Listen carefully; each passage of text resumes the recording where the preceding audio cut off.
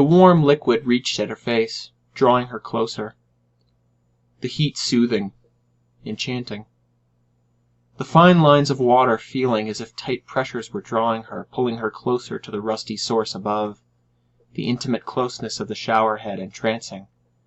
The slow tease of the trickles running inside her ears deafening her, fooling her, as her closed eyes take her somewhere else.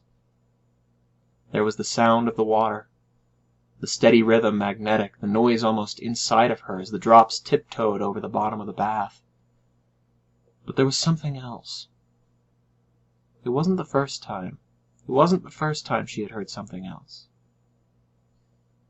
The other sound distracted her as it always did. The blurred echo of something hidden beneath her drowning ear made it all the more obvious, closer, too close to her thoughts.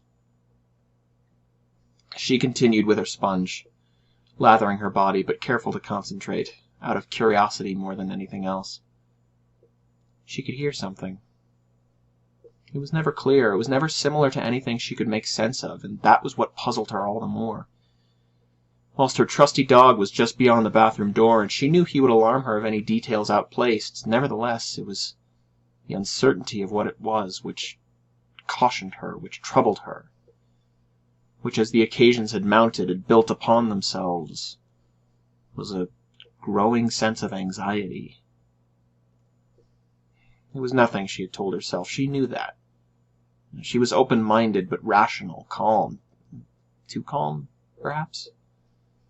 Cleaning her body, the vulnerability of her being was what drew upon it, the feeling that alone she was more susceptible to any sort of danger, more so than if she were not alone.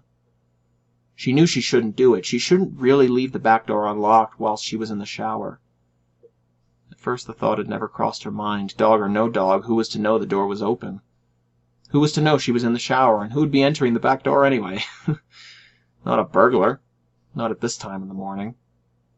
The car was outside. It was obvious she was in, and the other sort, well, how would they know? And then there was her dog. He would warn her. He would alert her in good time. Wouldn't he? In the stillness and calmness of the bathroom, her mind always wandered. What if he didn't bark?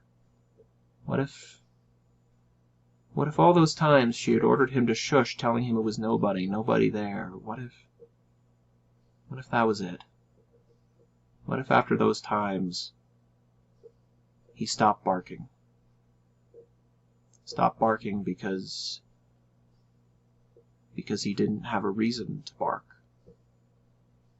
Stopped because the figure had passed him, had passed the door, passed through the curtain, and was there beside her. The feeling of intimacy which becomes you, until there is no more than the tiptoe of the drips, until there is no more than a familiar sound, and until the familiar sound becomes the haunting, the only sound, with something missing. Something so near which is now missing. Until the familiar becomes the fear, and the fear is all the more closer. The fear that is now you.